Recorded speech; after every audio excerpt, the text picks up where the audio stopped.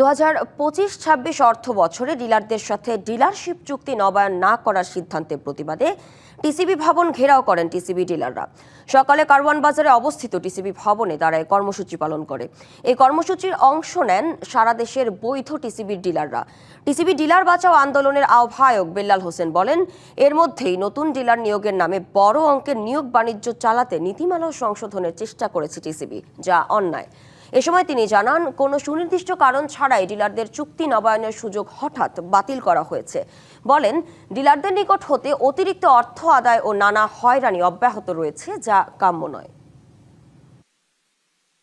সর্বমোট ডিলার আমাদের ৮,০০০ প্লাস, যার মধ্যে 2025 এবং 26 সালের জুন মাসের নবায়ন যোগ্য ডিলার অর্থাৎ নবায়ন করতেছে না এরকম ডিলার আছে আমাদের প্রায় 60%, ৫,০০০-এর মতো।